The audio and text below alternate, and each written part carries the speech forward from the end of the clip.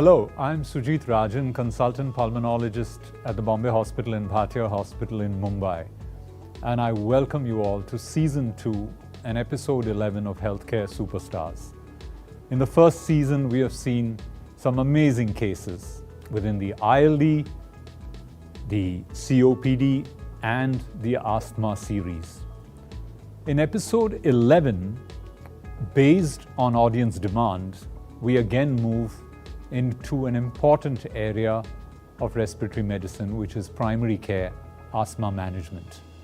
And in today's episode, we shall be addressing some important issues in primary care management, concerns of patients, challenges faced by primary care physicians, and corticosteroids in a primary care practice in 2022. Before I move forward with inviting our speakers, I would like to first thank our collaborators, which are the Sri Lankan College of Pulmonology, the Myanmar Thoracic Society, AAA and AOSR from Algeria, APPM and AFMAPAT from Morocco, the Iranian Society of Pulmonology, STNCT and Pneumonaut from the Dominican Republic, the Panama Pneumology Association, the Yemeni Association for Respiratory Care, and the Nepalese Respiratory Society.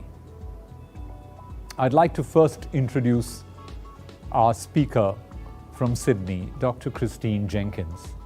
Christine is a founding member of the Global Guidelines for Obstructive Lung Disease in COPD, the GOLD Guidelines, is the APSR President's Awardee for the Advancement of Respiratory Science in the Asia-Pacific region, and is the current Chair and Director of the Board of Lung Foundation Australia and the Board of Asbestosis Disease Research Institute. She's acted as the principal investigator in over 20 clinical trials, is a reviewer of 10 different guidelines, and there are over 70 presentations delivered by her at different international and national conferences. She has published over 250 original articles in peer-reviewed journals. So welcome, Christine, today. Our other guest today is Dr. Christopher Wassnot. Christopher is also from Australia, Heidelberg.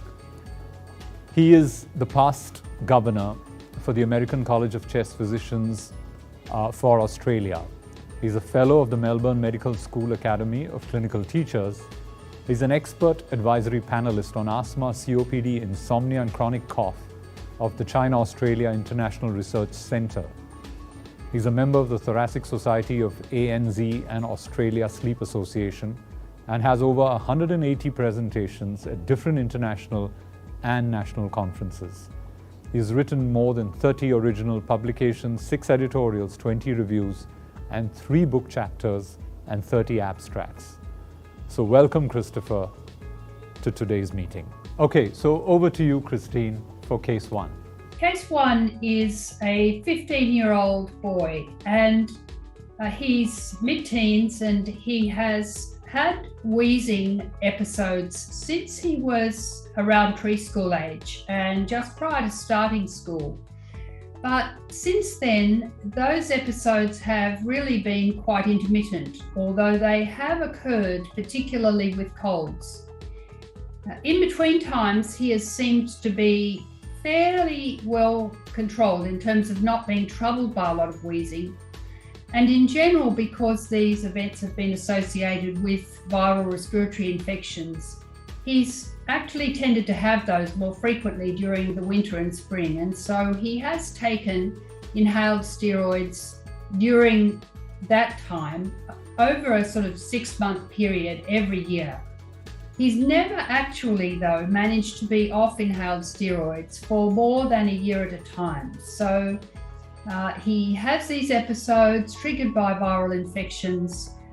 He can have some months off inhaled corticosteroids, particularly the summer months, but then he tends to become more symptomatic again the moment he has another cold, and that tends to occur in the autumn, winter, spring time.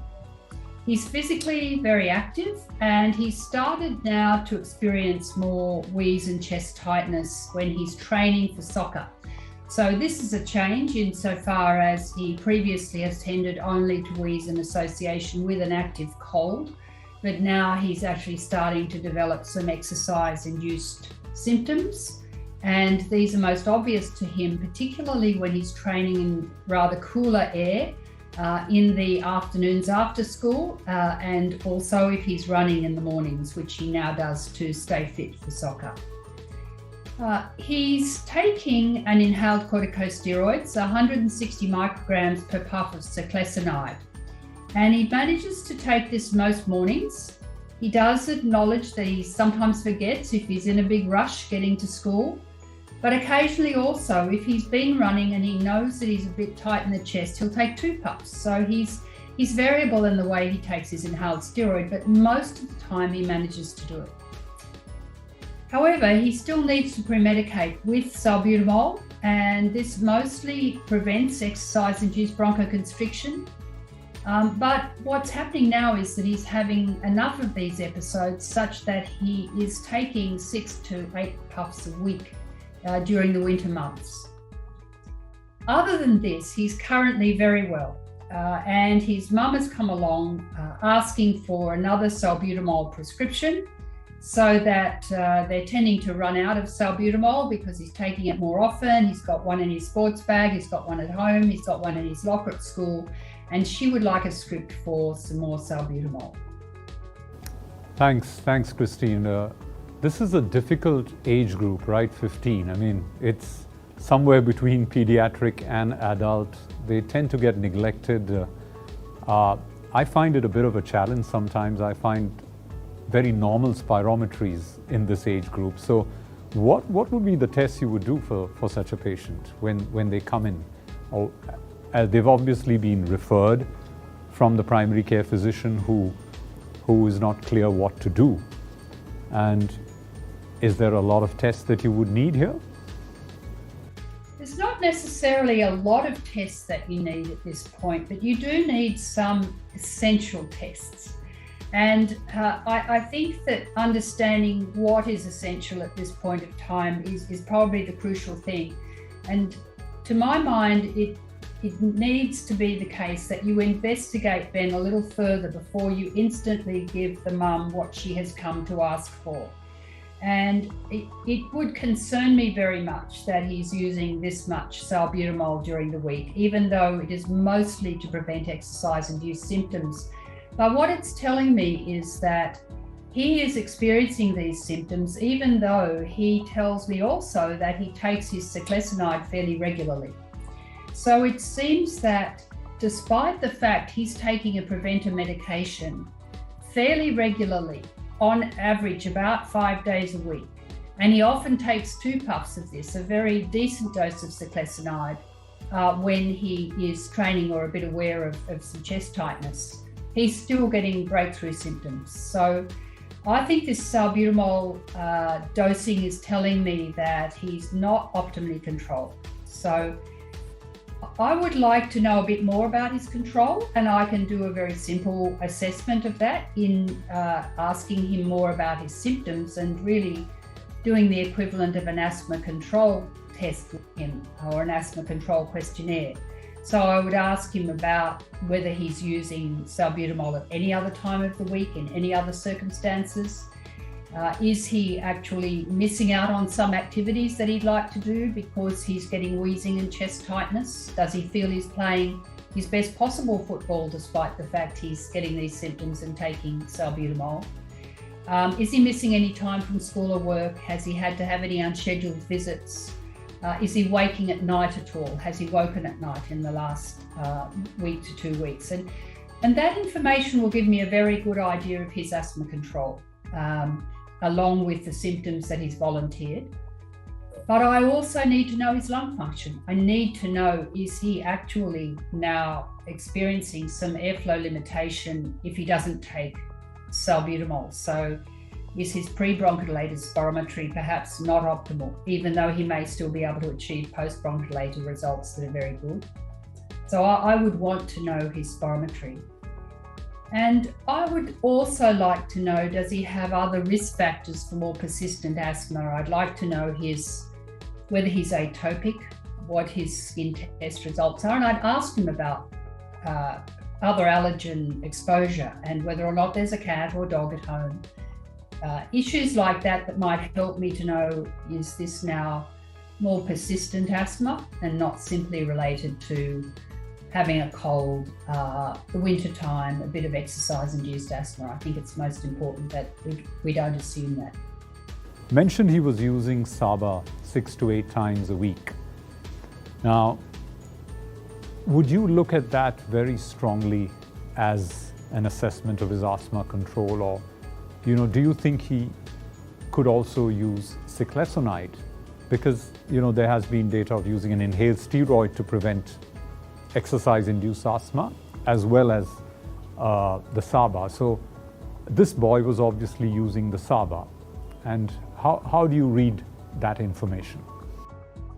That's a very good question. I think it's a really important question in this context, because if he wasn't taking an inhaled steroid, I would certainly choose one for him, because as you say, there's very good evidence that inhaled steroids reduce airway reactivity and reduce exercise-induced bronchoconstriction, and can indeed prevent it completely if the person has relatively mild asthma and they only require a low dose of inhaled steroid and they're able to be adherent with it, because that's a big ask for a teenager.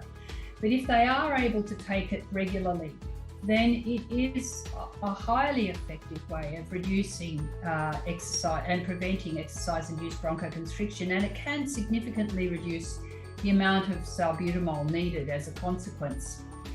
In this situation with Ben, however, he tells me, now obviously I can check with his mum or I can try to make my own appraisal, but his honest to me is I am taking, I remember it every single day, but I take it about 5 days a week. Now, given that he is taking it at a reasonable dose and at a dose that I would expect, at a frequency I'd expect to prevent exercise-induced asthma if his asthma is relatively mild, I would say that this additional use of salbutamol is telling me that his ciclesonide is not controlling his airway reactivity adequately, and that he needs an additional inhaler. He may need another class of medication. He may need a long-acting beta agonist in combination with an inhaled steroid, and that's where I'm heading in my mind. But there are other possibilities for him too. Also, it's important to know for sure that this is all asthma. Many teenagers, and we might think of this more often with a 15-year-old female athlete, but actually it's as pertinent to teenagers, male or female. Exercise-induced laryngeal obstruction is a very frequent problem, and that presents and mimics asthma, but it's associated with different symptoms, particularly in inspiratory stridor, and it often comes on extremely suddenly, is associated with hoarseness, and certainly not usually associated with expiratory wheeze. So, there are other symptom complexes and syndromes, including, as Christopher also mentioned, just loss of fitness or inability to keep up with his mates. It could be causing his breathlessness. So that's another strong argument for investigating him further. Sure. But assuming you said 6 to 8 doses in a week, and he didn't want to take anything more, would that be acceptable, Christine? Not in my mind, it wouldn't be acceptable, and not according to the guidelines. 6 to 8 puffs a week is a very significant intake of salbutamol, and it exceeds the 1 or 2 canisters a year that we should regard as the absolute maximum for the relief of symptoms. So it's telling me that his asthma is not well enough controlled. And Christine, what are our options here? Increase the inhaled steroid dose, add on LABA. I mean, there's so many things one could discuss and here. And so what is your advice to the primary care physician? Therefore, would really be looking at giving him more durable protection. And I think I'm most likely to be able to achieve that by giving him an inhaled steroid with a long-acting beta agonist. And so I'd be thinking about an ICS LABA for him. Sure. And it appeals to me to use a fast onset LABA in this instance. So I'd be looking at fluticasone formoterol or at budesonide formoterol, combinations that enable me to give him formoterol. However, you can make a case for giving him a slower onset LABA with an ICS. It's the combination that matters, but with the slower onset, it's not quite as simple in that he still may need to take salbutamol. And the beauty also, I think, of a fast onset LABA plus an inhaled steroid is that he can take it as needed in addition to his maintenance dose. So he has one inhaler that covers both bases, and that appeals. If, however, he doesn't want to have that option, you could try an oral montelukast in this situation. Montelukast is reasonable for preventing exercise-induced bronchoconstriction in teenagers, especially. Oddly enough, I don't particularly know why, but it's a set and forget in the sense that you can take it once daily.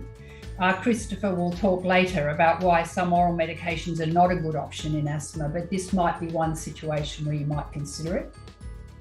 And then the final option is to give him advice about how to minimise his risk of getting exercise-induced asthma, warming up, short sprints, keeping himself warm.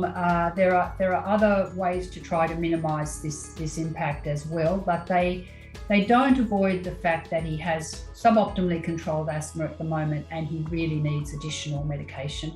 And he may need additional inhaled steroid as well, a higher dose of inhaled steroid. Sure, and just a quick one, how soon would you call this patient back for follow-up to your clinic if you change to ICS LABA?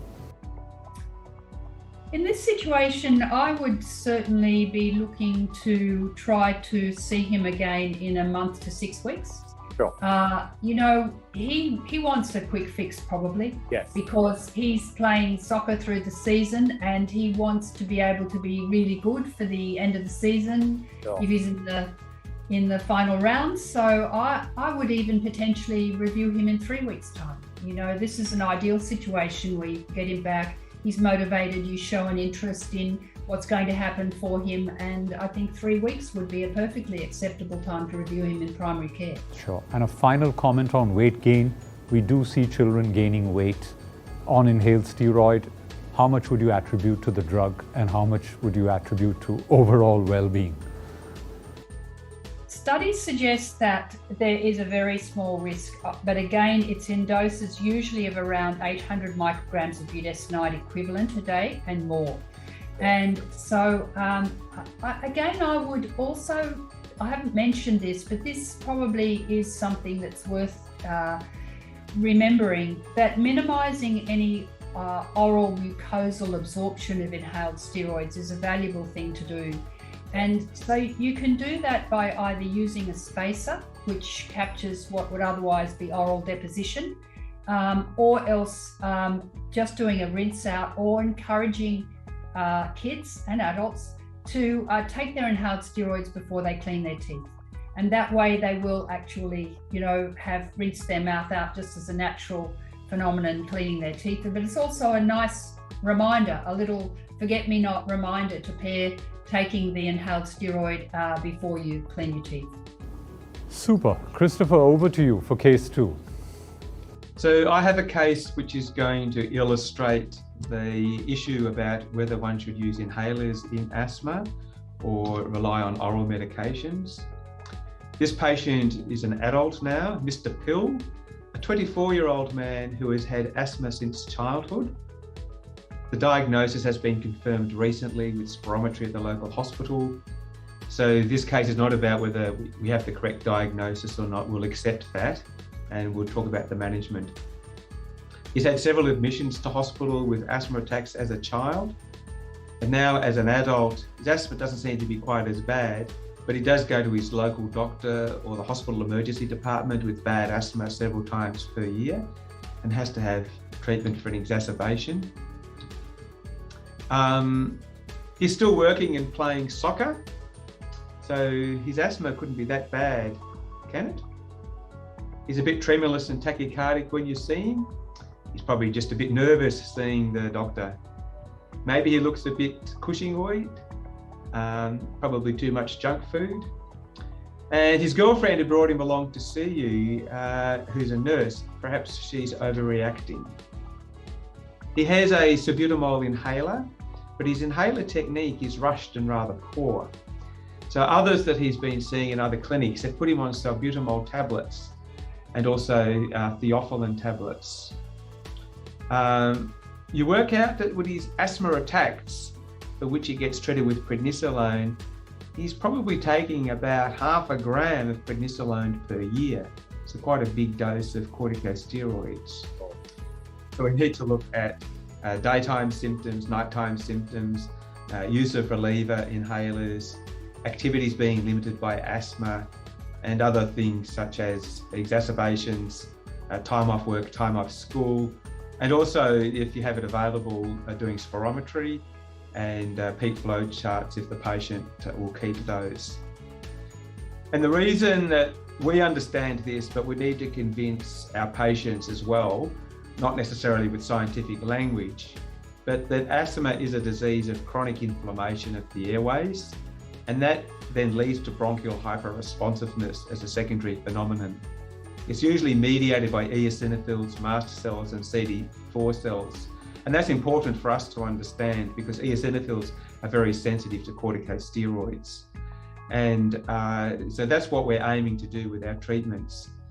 And this inflammation can lead to narrowing of the airways, maybe even permanent remodeling of the airways, and hyperresponsiveness, so that the smooth muscle in the airways react much more aggressively to various triggers, whether it's viruses, house dust mite, pollens, exercise, cold air, or whatever. So that bronchospasm is secondary to the inflammation, not the primary cause of the asthma. And these are what eosinophils look like. And an airway on the right there with asthma is full of eosinophils. Fortunately, they're very sensitive to corticosteroids, so we know that we can suppress this inflammation with corticosteroids. We can't cure asthma, but with the treatments we have these days, we can very much treat it. So corticosteroids are the primary treatment for asthma. Beclomethasone inhaled was first introduced in 1972, and we now know that this is the main treatment for asthma because they control the inflammation, eliminate the hyperreactivity. And we're not sure about this, but maybe they can prevent long-term airway remodeling in the airways. And of course, over a period of time, with good control of the asthma, they can improve symptoms, improve quality of life, markedly reduce exacerbations, and they're associated with less mortality. So people still die from asthma, and of course, particularly in young people, that's a great tragedy, particularly when we have treatments that are so good at managing asthma. So oral corticosteroids we don't use, particularly for the long-term management of asthma, because of the many adverse effects that they have, even at 5 milligrams a day. And all sorts of things, osteoporosis, thinning of the skin, bruising, hyperglycemia, muscle weakness, cataracts, suppression of the hypothalamic pituitary adrenal axis, increased risk of infection, sleep disturbance, psychological effects, and the list goes on. And here's just a summary of the risks of various side effects with different dosages of prednisolone. So that's why we don't use them long term, because even at 5 milligrams a day, patients are at risk of having significant complications. The other issue is using corticosteroids for exacerbations, which we still do because that's the best treatment that we have. But preventing exacerbations to prevent those bursts of higher dose of prednisolone is very important. And we know from clinical trials that in patients who use their preventer medication regularly with good inhaler technique and have good asthma control can almost eliminate exacerbations. So a classical study which demonstrated this was the GOLD study, so that with good control of asthma, exacerbation rates were incredibly low. You can see there between 0.07 and 0.28 per patient per year. So we can dramatically reduce, almost eliminate exacerbations with good asthma control with inhaled medications. The other group of medications we use in asthma are beta agonists, and I deliberately move on to these second. So long-acting beta agonists have been shown to, combined with inhaled steroids, provide better control of asthma than inhaled steroids alone. Beta agonists on their own are really contraindicated in asthma because they may make asthma control worse. And some long-acting beta agonists on their own have been associated with increased mortality. But when combined with inhaled steroids, they do work well. Rapidly acting inhaled beta agonists can be used as relievers with a sudden worsening of asthma if needed, but with good asthma control, they should not be needed hardly at all. GINA now recommends against inhaled beta agonists alone, so without inhaled corticosteroids in asthma. They're contraindicated. Now that's inhaled beta agonists. With oral beta agonists, we really don't use them for asthma. So not only is there a lack of efficacy in controlling asthma, but there are too many side effects. So the adverse effects of beta agonists, and this applies to both inhaled if used excessively, as well as oral beta agonists, include things like tremor, tachycardia, tachyarrhythmias like supraventricular tachycardia, hypokalemia, lactic acidosis, and there are good studies showing a relationship between serum lactate levels and salbutamol blood levels in people with airways disease. And having an Asian audience, I couldn't resist mentioning Takatsubo Syndrome, because this is a Japanese word referring to an octopus trap. And we do see this at our hospital several times a year from people excessively using inhaled beta agonists. Again, we don't really have oral beta agonists, but it's a sympathetic induced cardiomyopathy, which can be quite dangerous. So beta agonists are not a safe medication. The other medication that Mr. Pill was using was theophylline. GINA advises against the use of theophylline in asthma. It's really not been shown to be of much benefit. And again, there are significant side effects: nausea, arrhythmias, seizures, even death. And theophylline has quite a narrow therapeutic window, so monitoring of blood levels would be required in patients taking theophylline. So oral beta agonists and oral theophylline are really not options for management of asthma. So if we're going to put Mr. Pill on an inhaler, how do we choose which one? So we're looking at an inhaler containing an inhaled corticosteroid, or an inhaler containing an inhaled corticosteroid plus a long-acting beta agonist. So sometimes the cost is raised as an issue. So the patient should think about the cost of using an inhaler every day, which would minimize or reduce exacerbations, and compare that with the cost of having an exacerbation. So the time off work, maybe loss of income, maybe a visit to the hospital or the doctor, the cost of the medications associated with the exacerbation. And over a period of time, the patient may realise that in fact it's cheaper to have the preventer inhaled medication than having repeated exacerbations. The other thing that's useful in Australia is to compare the daily cost of using an inhaler with the cost of other daily purchases. So because people buy an inhaler each month, it seems like a relatively large cost. But if they're actually just paying for each puff each day, it'd be less than, say, buying a coffee each day. I'm in Melbourne, known as the cafe capital. But when you look at it like that, they're not very expensive medications. And then how can one put a cost on feeling well, having a good quality of life, and even life itself, because we still do have some significant asthma mortality. I think how easy it is to use the inhaler is important. The more complicated an inhaler is, the more likely that the patient will make a mistake using it. So certainly consider that. Consider the critical errors that a patient may make with a specific inhaler. And everybody is different. There are lots of different inhalers around. So it is important that you or a practice nurse or the pharmacist or someone goes through the use of the inhaler with the patient and keep reviewing how the patient uses different inhalers. Think about an inhaler that might provide feedback to the patient to tell the patient if the inhaler was used correctly.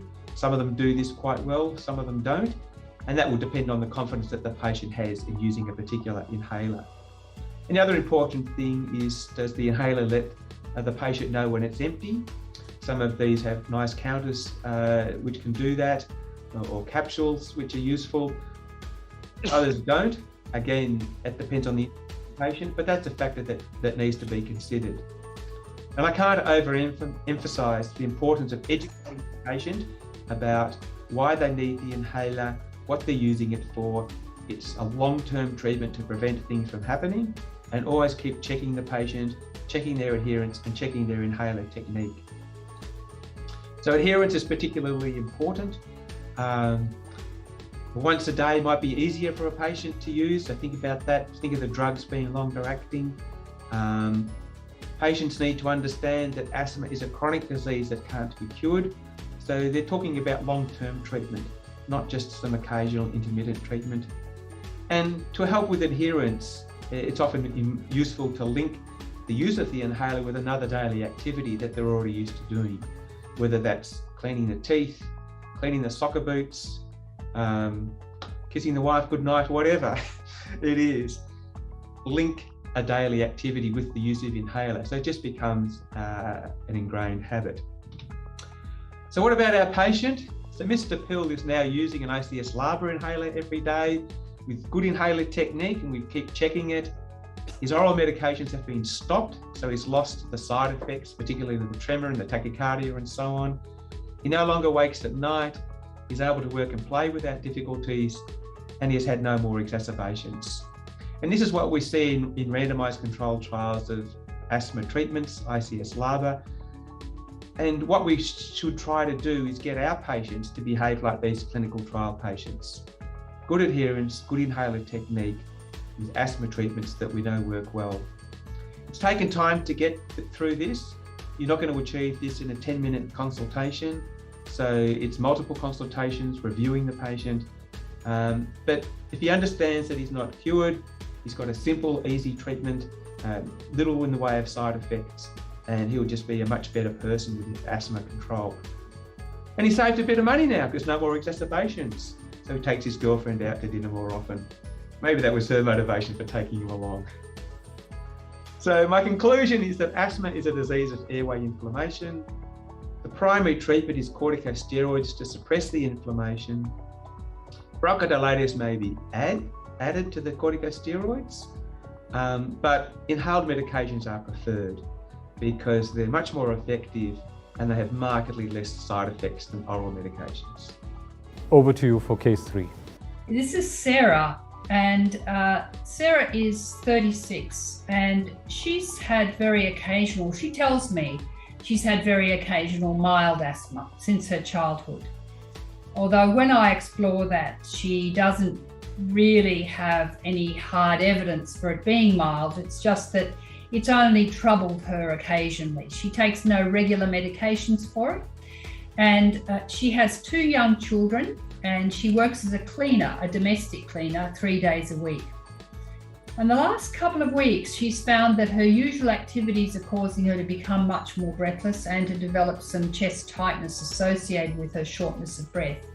And she's been taking salbutamol because that's what she's had previously, and it seems to work. So at the moment, because she cleans 3 days a week and because she seems to get these symptoms more often when she is cleaning, she's actually taking around 4 puffs of salbutamol a day. So I decided to do some spirometry on Sarah, but in fact it revealed values within the normal range. However, she had taken salbutamol only a couple of hours previously. So it's really important when a patient comes, and particularly if you're going to do spirometry, to know exactly how long ago was their last dose of salbutamol. And because she's been symptomatic on the day she comes to see me, she had naturally taken salbutamol. So when I really start to go through aspects of her asthma, and we'll go on to what I did next. She also raises a possibility, and she's obviously quite concerned that I know about this, because she mentions it very early in the piece, suspecting that I am going to want to give her some more treatment for her asthma. And this alerts me to two things. One is that she may indeed have been understating her symptoms a bit, so that I don't necessarily become so alarmed that I'm going to put her onto a regular medication that might interfere with her becoming pregnant, or that she may not wish to take when she is pregnant. She certainly raises that issue, and she says right at the beginning that she doesn't want to take anything that might affect her pregnancy. Sure. And Christine, patients like Sarah are common across the world. It's a very, very common situation. What's your approach? Next step here? What would you do?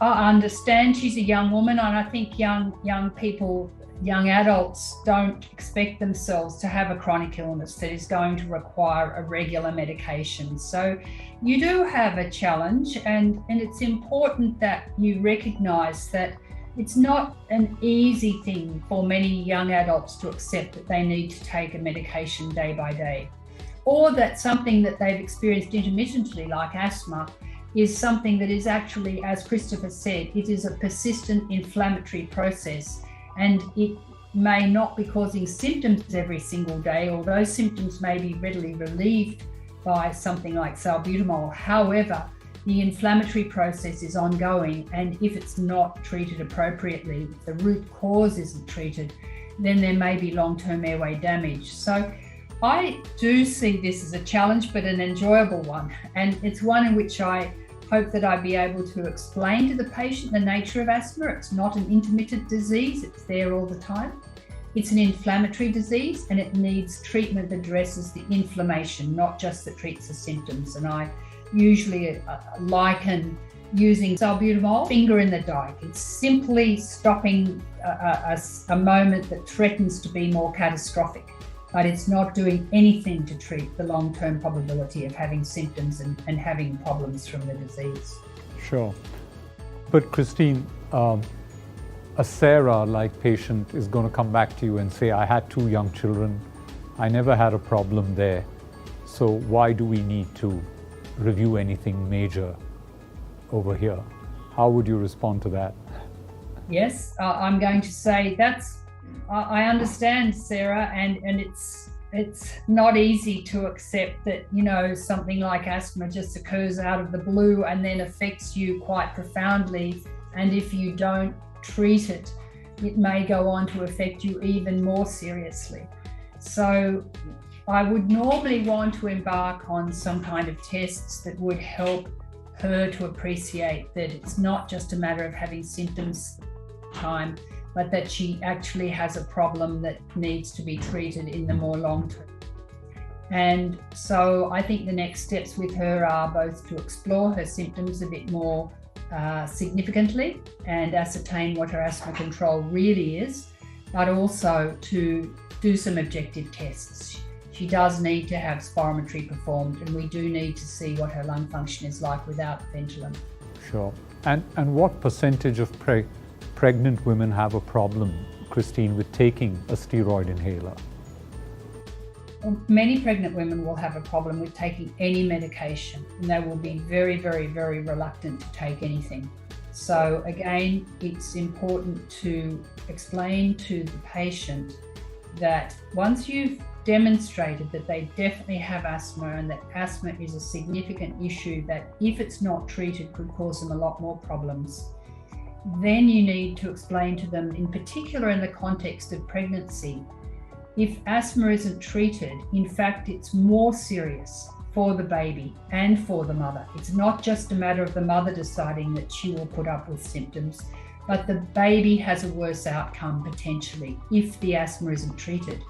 And now we know from some very nice studies in pregnancy that not only do inhaled steroids reduce the risk of the mother having an asthma episode, and therefore reduce the likelihood of the baby having any period of hypoxemia, but also that babies born to mothers whose asthma is well controlled during the pregnancy are less likely to have wheezing illness and asthma later in life.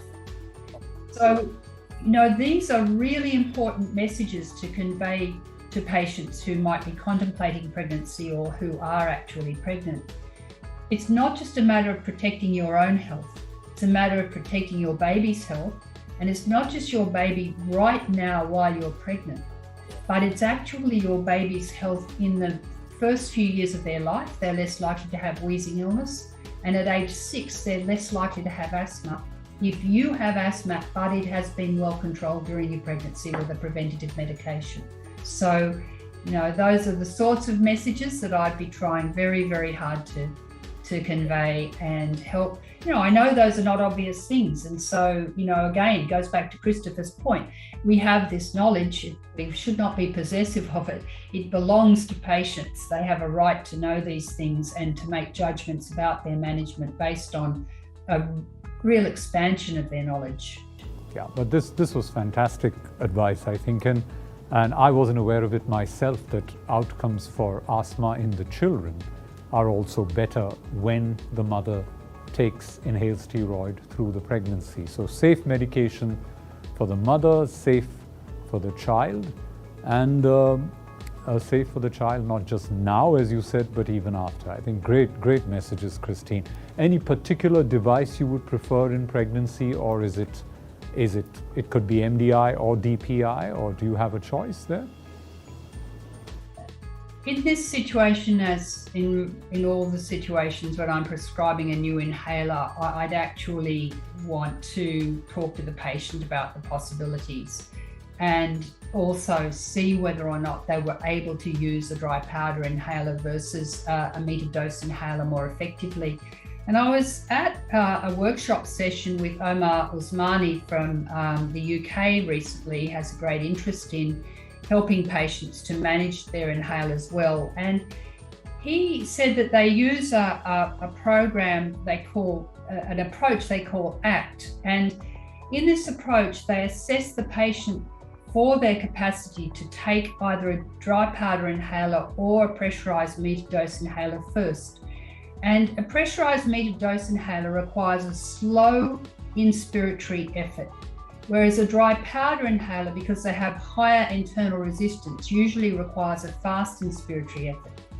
So if your patient has difficulty with a fast inspiratory effort, they may well be better using a metered dose inhaler, an aerosol, because they can inhale that more slowly over 3 to 5 seconds, or else you can attach a spacer device to it.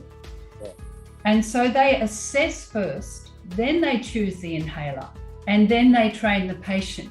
And that's the opposite way around to how we often do it. We often, choose the inhaler, train the patient, and then assess. And I thought it was very interesting, that particular approach. And I would still regard inhaler choice as very important, because we have such a range of inhaled steroids. So I'd be wanting to put her onto an inhaled steroid, but I would first of all want to do some tests. And those tests would help me decide what dose she needed.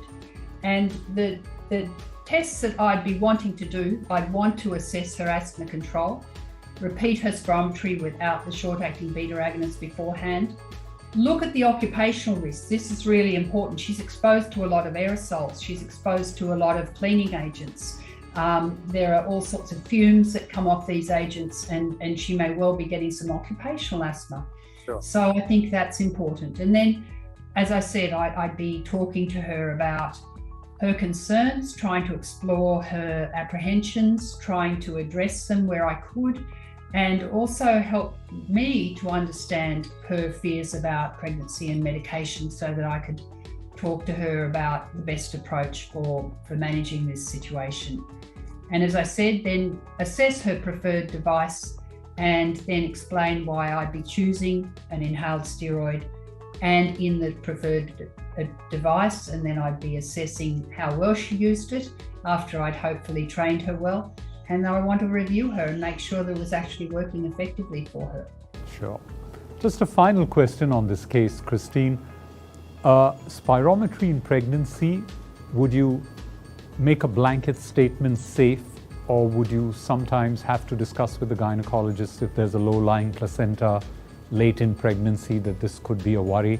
I think a lot of GPs are concerned about how safe it is to send their patients for spirometry. And the second question was, how often would you review them as a specialist during their pregnancy? Yes, two good questions. So to go first to the issue of spirometry, I certainly might be concerned later in pregnancy if this woman had any history of, for instance, previous obstetric complications or prolapse or anything that made me concerned that she could potentially, with a forced expiration, risk an early onset of labour. But that would really only be late in pregnancy. Sure. And in this situation where this young lady, Sarah, is anticipating becoming pregnant, I'm not worried at all. And I certainly wouldn't be worried in first or second trimester. The one thing I would need to say, though, is that, of course, as we know, as the baby gets bigger, the vital capacity reduces in pregnant women. So there is a chance that you could underestimate the severity of airflow limitation. And you might choose just to use a peak flow meter and look at variability at home rather than do formal spirometry, depending on the stage of pregnancy and how well the patient responds to the idea of self-monitoring. Sure. And the follow-up, would you leave it to the primary care physician, or would you need to see the patient a couple of times maybe? Or because of the importance of achieving good control during pregnancy, I would probably want to see Sarah one more time, and I probably would choose to do that in 2 to 3 months. And again, for the reasons Christopher says, I can't see her nearly as often as her primary care physician can see her. So I'd be encouraging her to go back and to see her primary care doctor every 4 to 6 weeks for the first 3 to 4 months, so that, they're absolutely on track. Any apprehension she has, any sort of lack of adherence, and perhaps she's sort of decided, I'm pretty good now, this will invariably happen, start inhaled steroids, I'm really good now, I don't need this. So, I think really being astute and alert to those sorts of reductions in medication that patients decide for themselves is very, very important in this situation. superb. I think this was a very, very relevant case, and that so many of us find challenging. Not just primary care physicians, even respiratory physicians, I think have a challenge sometimes. In a pregnant woman, the obstetrician is worried about spirometry. I think you've given some great guidance there, Christine.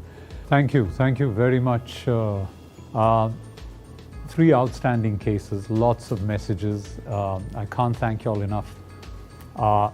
A few questions coming in from the audience, and the first one I would put across to Christopher.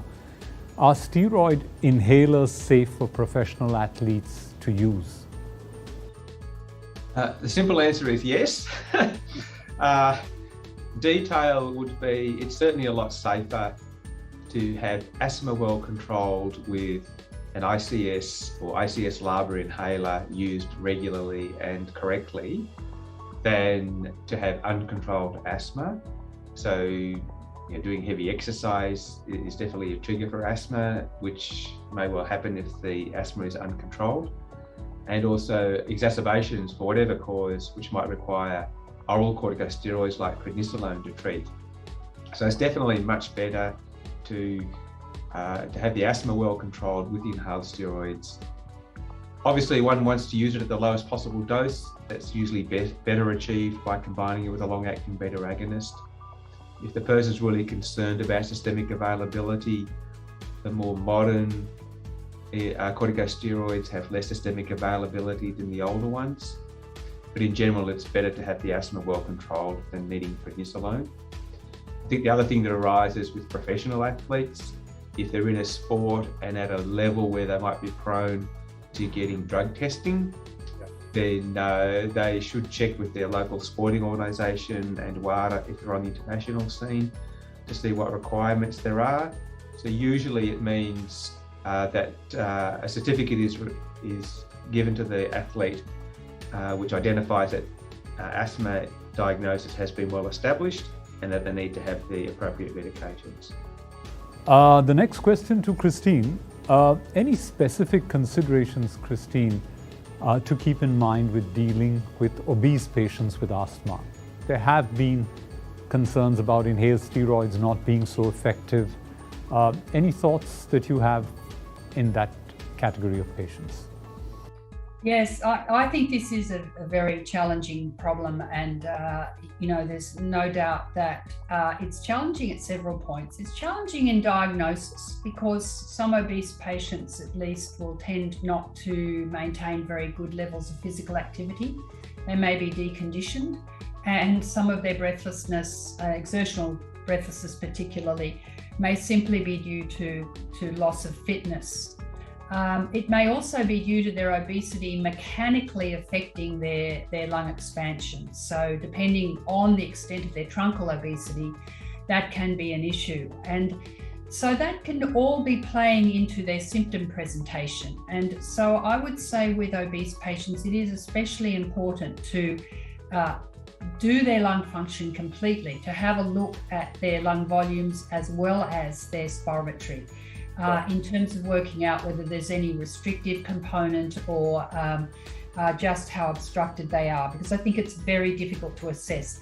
It's even difficult sometimes when you're listening to their chest with a stethoscope. Yes. So, I would say that's very important for a significantly overweight patient.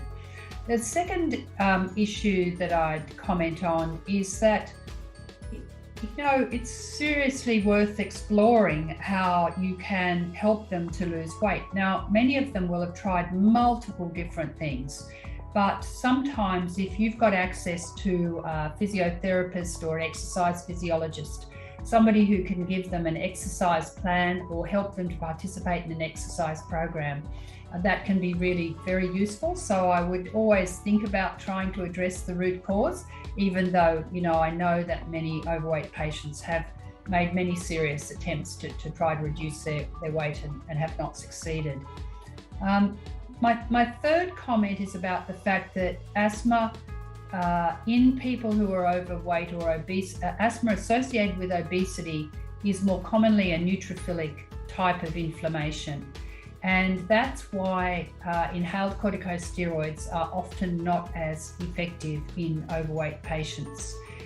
At present, we don't have good therapies for neutrophilic asthma.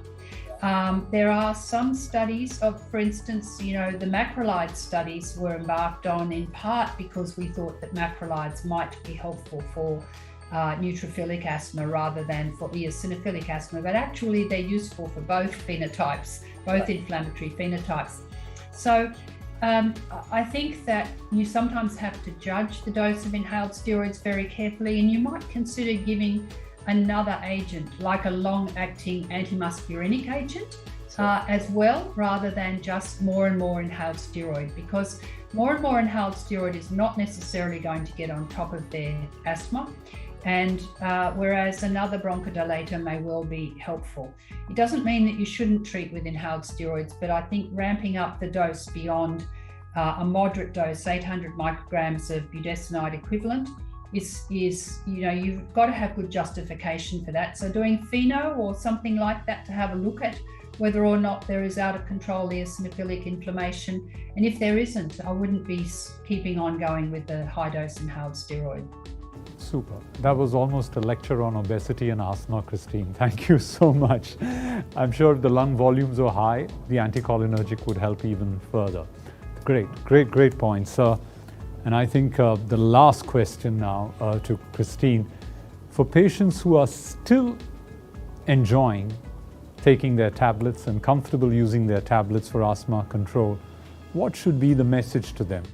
The question about oral medications in terms of the patient that Christopher presented, oral salbutamol, for instance, it's absorbed into the circulation. It causes a lot of side effects, but it does very, very little for lungs, and particularly for adults. So it is sometimes given to children, but that is really only for very, very young children. And it certainly is not as effective in terms of relieving asthma, even in young children, as a puffer and spacer.